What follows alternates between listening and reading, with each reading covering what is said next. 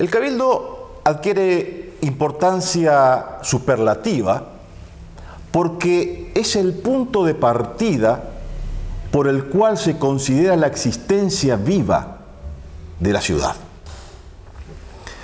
Para hablar del cabildo, considero que podemos tomar dos perspectivas referenciales, específicamente para el Cabildo de Corrientes.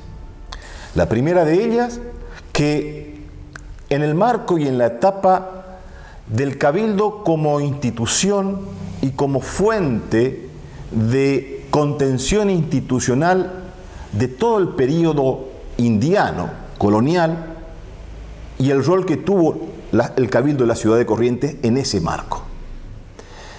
Y la otra instancia, el rol del Cabildo, de la Sala Capitular, en el proceso de transición, de cambio, de transformación que se va a dar del período prerrevolucionario en la instancia de la revolución y en la cuestión vinculada a los primeros pasos e inicios de la construcción del Estado republicano. Y también en esa etapa el Cabildo va a ser un marco de referencia. Pero hablar del Cabildo debemos darle un marco conceptual primeramente. Cabildo, ayuntamiento, sala capitular, regimiento, república, términos y conceptos que encontramos en las diversas actas capitulares que se refieren a la nomenclatura del Cabildo. Diversos nombres para una misma institución. Una institución que nacerá allá tempranamente en las más profundidades del territorio castellano, sobre todo en el marco de aquella disputa, lucha, de enfrentamiento entre dos naciones, entre dos culturas, cuando los árabes ocuparon por casi 8 siglos los espacios territoriales de la península ibérica. Y una de las políticas sustanciales que tenía el reino de Castilla y los demás reinos españoles para tomar posesión del territorio ocupado y tomado por los árabes era la ocupación de ciudades. Y en ese marco tenemos el ejemplo, la lucha y las descripciones narrativas del Cid Campeador, cuando nos describía que el ganar los espacios, los territorios metro por metro, y la conquista contra el infiel, la conquista contra el hereje, la conquista con aquel que creía en Alá y no en Dios. Y ahí el Cabildo va a ser un punto de partida y referencia para aquella cruz que símbolo religioso va a ser determinante en aquella lucha en la frontera musulmana, cristiana, en la península ibérica. Y ahí estará el Cabildo. Y ahí el Cabildo adquirirá dimensiones gigantescas. Y esta influencia del Cabildo va a ser importante para el derecho castellano y para la creación de sus propias instituciones. Vamos a ver la influencia del mestizaje cultural, del mestizaje institucional que el Cabildo tendrá. Y tenemos ejemplos de aquel impacto a través de la misma nomenclatura de los nombres, de cómo se denominaban los funcionarios del Cabildo, tanto castellano como indiano también después. Alcalde, alférez, alcaide, todos términos con una impronta fortísima de la influencia etimológica de la lengua árabe. Árabe, castellana, que en su confluencia van a ir formando una institución distinta. Es así que la institución del Cabildo, después de esta influencia, de esta relación, esta creación particular que va a tener la institución en España, luego del proceso del descubrimiento de América, se va a trasladar al nuevo continente. Y el Cabildo va a ser una pieza clave, un eslabón de una cadena, de una política fundamental en la cual España va a bregar para las Indias. que va a ser la política fundacional de ciudades. Y allí Corrientes tendrá un rol determinante. Corrientes y aquellas primeras ciudades que se instalarán como puntos para ocupar espacios y determinar dominios territoriales. Desde el mismo momento de la fundación de la ciudad, el adelantado, el fundador, estableció, fijó y determinó la composición del cabildo. El cabildo estaba compuesto ya desde el momento mismo de la fundación por dos autoridades importantes en primer momento, en primera instancia, que va a ser el alcalde de primer voto y el alcalde de segundo voto. Luego vendrán los restantes regidores. El alcalde de primer y segundo voto tenía a su cargo la administración de justicia. Los demás regidores se abocaban a otras funciones que también eran importantes, determinantes, vinculadas a la funcionabilidad de la administración de gobierno, a la policía, a la recaudación de hacienda, porque también el cabildo administraba recursos, los arbitrios y los propios. Pero en este marco había otros funcionarios que le daban cierta identidad, cierta particularidad. Entre ellos tenemos el alférez real. El alférez real era aquel funcionario que tenía a su cargo llevar estandarte representativo del rey y de la corona. Era la presencia simbólica de la monarquía en el espacio de la sala capitular. En ese marco también, sobre todo en aquellos cabildos que tenían una fortísima impronta de una jurisdicción amplia, debían y designaban, en la mayoría de las ocasiones, otro funcionario, denominado el alcalde de la Santa Hermandad. Este alcalde de la Santa Hermandad no formaba parte del cuerpo del cabildo, sino era designado especialmente y en las particularidades cuando el cabildo lo necesitaba como funcionario, que tenía como principal función asistir a la campaña, asistir a los espacios cercanos al cabildo para llevar y administrar justicia. El cabildo de Corrientes, uno de los pocos en la región que tenía alcalde de la Santa Hermandad. El alcalde de Santa Hermandad fue designado por primera vez ya tempranamente al inicio del siglo XVII. En 1680 tenemos registros en las actas capitulares de Corrientes que ha sido designado para cumplir misiones en la campaña correntina. La ciudad de Corrientes, en este marco estratégico de la política fundacional de España en la región, va a tener un rol determinante, porque va a estar ubicada la ciudad en un espacio geográfico estratégico, ubicado entre Asunción, Buenos Aires y Santa Fe. Pero lo que en un primer momento llevaba a una proyección provisoria, un futuro realmente exitoso por parte de Corrientes, a lo largo del tiempo fue mostrando su espacio y su perfil trágico. Trágico porque Corrientes fue impactada durante su primera existencia y su mediana existencia colonial con importantísimas crisis económicas y cuestiones estratégicas que no llevaron a Corrientes a su florecimiento. Ejemplo, Corrientes quedó al margen de la ruta de los metales. Como sabemos, en el Río de la Plata había un punto central de gran producción económica y financiera que eran las minas del Potosí. Y los caminos reales que llevaban adelante la comercialización del aprovisionamiento de aquellas minas no pasaron por esta zona del Plata, pasaron por aquellas rutas reales que iban por Córdoba, Santiago, Tucumán y Salta. Corrientes y Asunción quedaron al margen de aquella ruta, aunque intentaron reiteradamente hacer una conexión vía el Bermejo y el Chaco Austral, cosa que no se pudo concretar.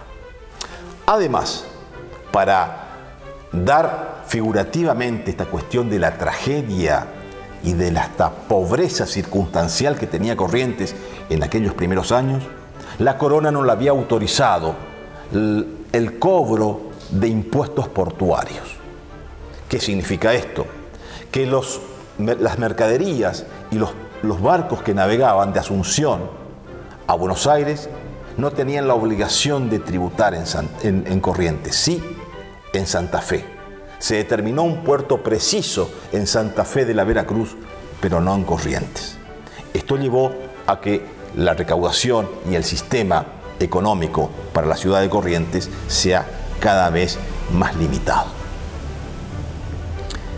Otra de las cuestiones que muestra esta limitación económica por parte de la proyección del Cabildo de Corrientes va a ser que en el siglo XVII, XVIII, comenzaron, por disposiciones reales, a venderse los oficios y los cargos capitulares. Se testifica en las actas capitulares que estos oficios muchas veces quedaban vacantes y no se vendían. Esto era muestra de la falta de recursos económicos que había en el vecindario de Corrientes.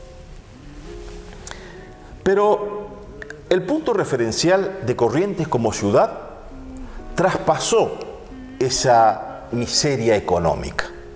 La hizo importante en otra visión geopolítica. La ciudad estuvo ubicada en un lugar de fronteras y ahí adquirió importancia.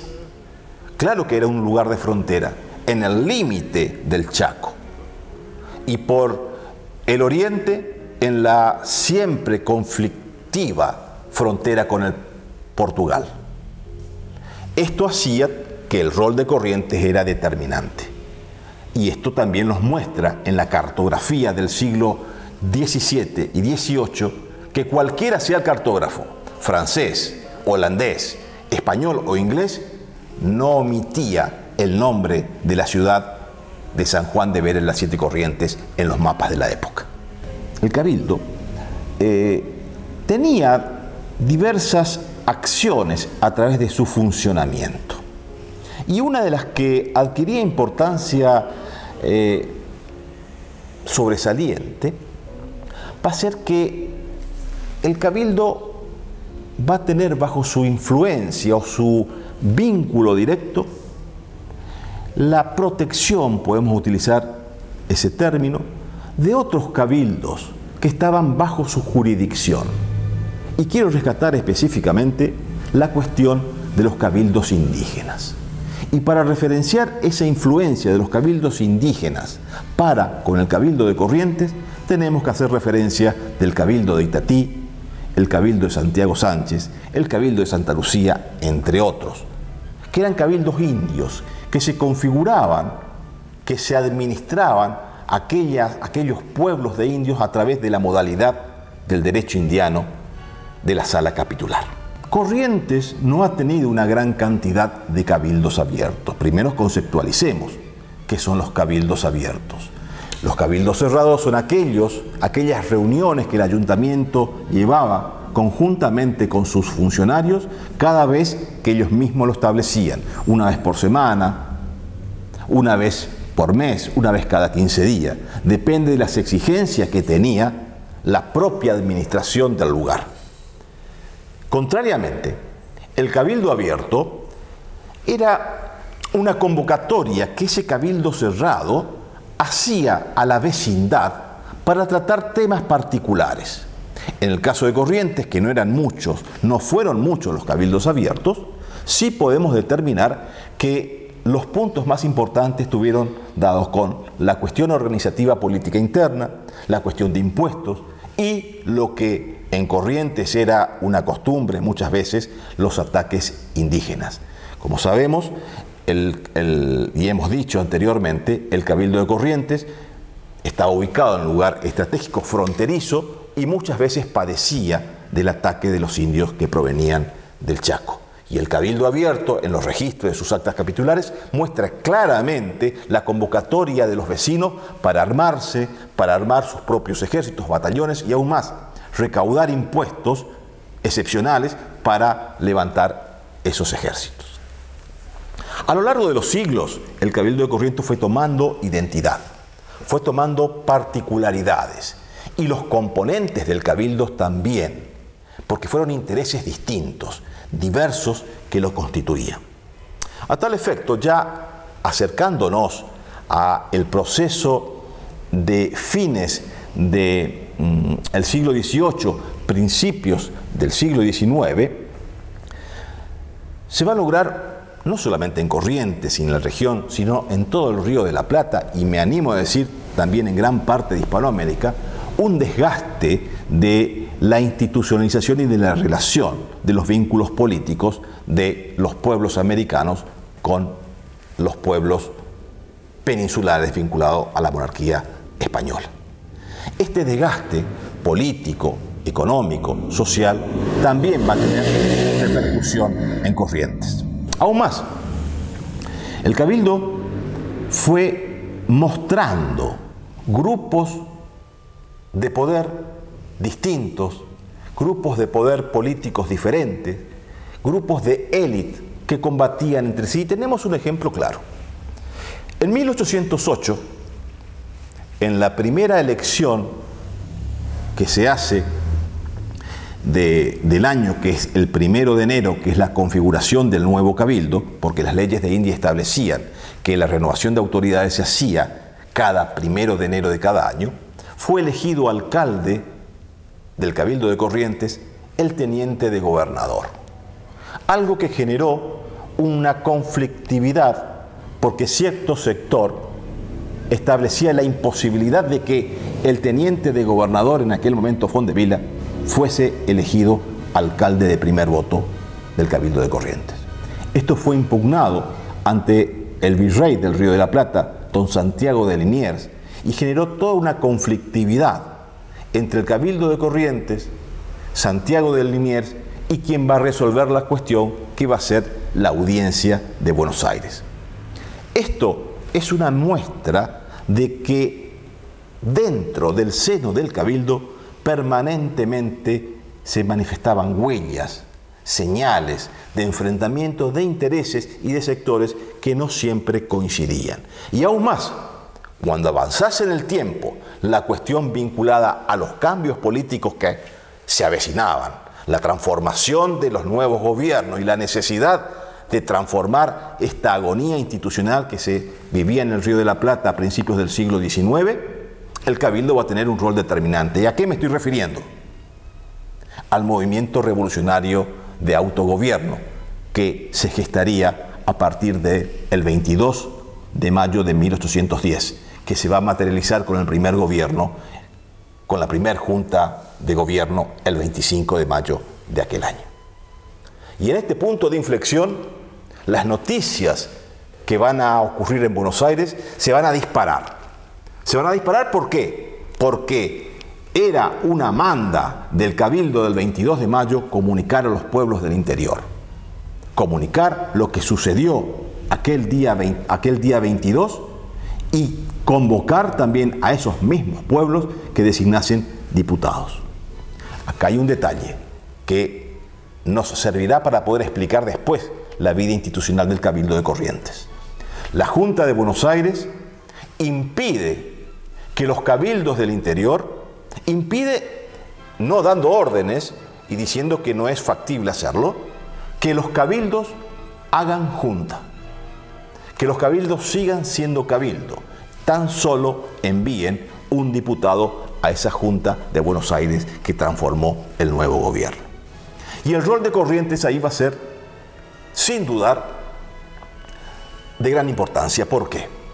Porque ni bien llega la noticia al Cabildo de Corrientes del movimiento juntista de Buenos Aires, va a llegar el 16 de junio de 1810.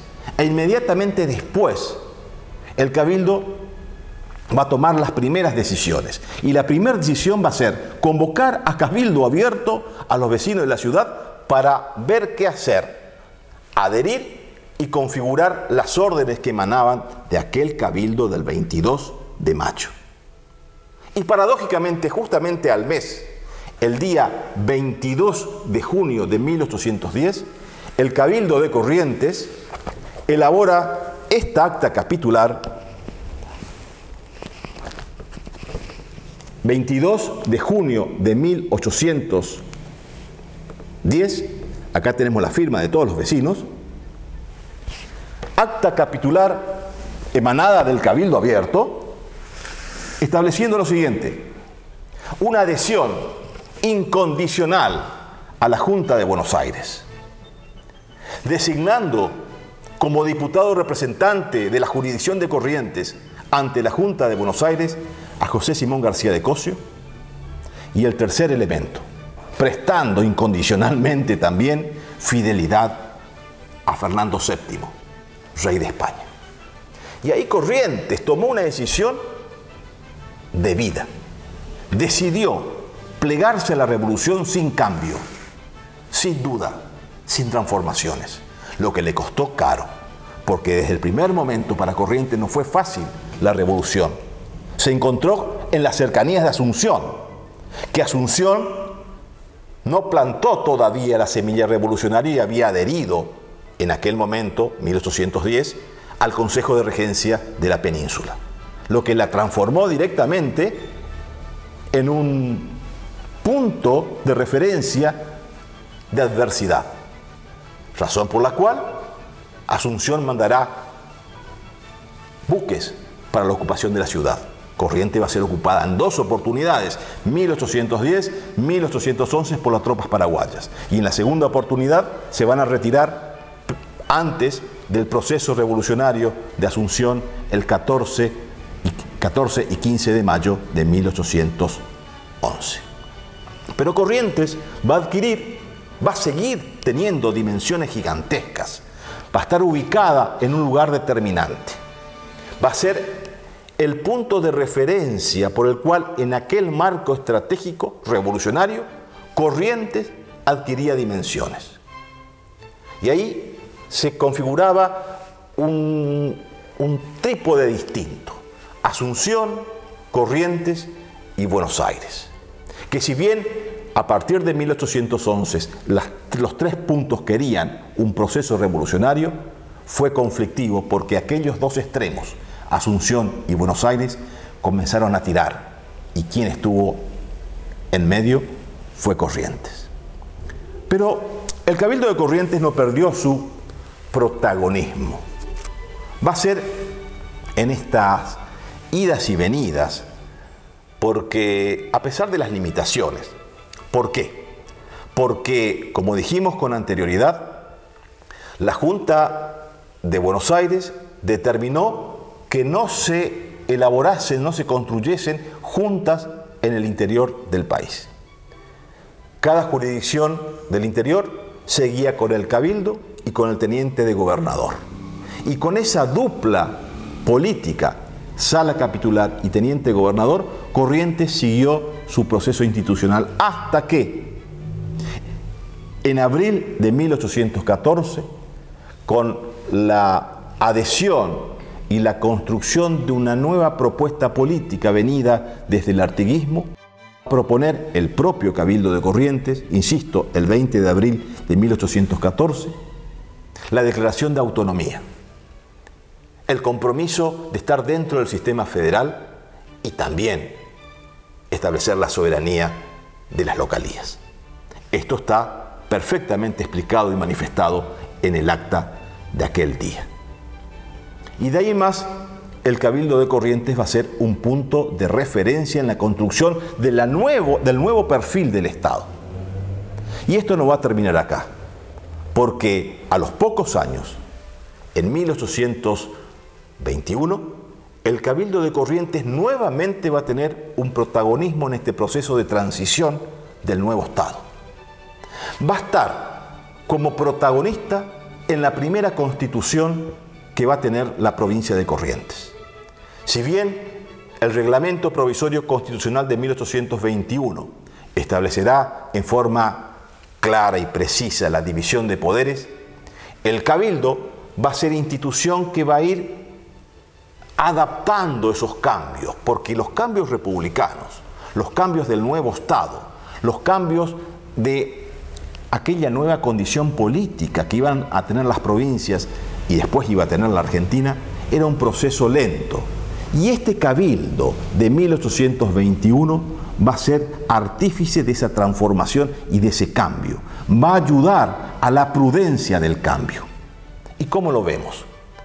Lo vemos porque el cabildo va a seguir manteniendo a través de la figura del alcalde la potestad de administración de justicia. Y cuando el Congreso Constituyente se disuelva, que se va a hacer eso en 1822, el cabildo va a ir como ocupando espacios dentro del marco normativo y con cierta potestad legislativa va a ir cubriendo ese vacío que dejará el Congreso Constituyente. Otra función del cabildo, la sustitución del gobernador cuando no estaba. Cuando el gobernador iba a la campaña, se distanciaba del poder político de la capital, era el cabildo que naturalmente lo sustituía. Por fin, para terminar, podemos referenciar dos cuestiones sobresalientes de esta breve explicación que estamos dando.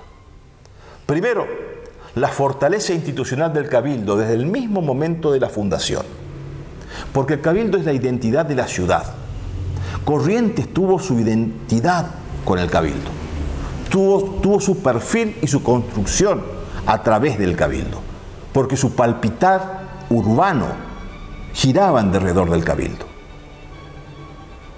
Y para terminar en este proceso, en esta sucesión de eslabones que va a configurar toda esta cadena de existencia de la institucionalidad del cabildo, tenemos cuando agonizaba, aquella agonía del cabildo, pero una agonía que lo fortalece, una agonía que no lo debilita, una agonía que lo hace protagonista, como vimos en la Constitución de 1821. Y va a desaparecer de la vida institucional de los correntinos a través de la Constitución de 1824. Única constitución de provincia que deja sin efecto un cabildo.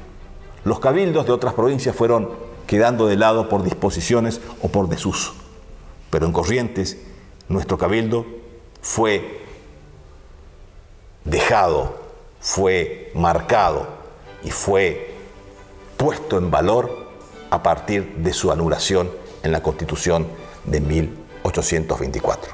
Y de ahí en más tenemos el recuerdo de la sala capitular, el recuerdo de lo que significó aquella institución para la formación de la historia política de Corrientes, y no solamente de Corrientes, sino de toda la región.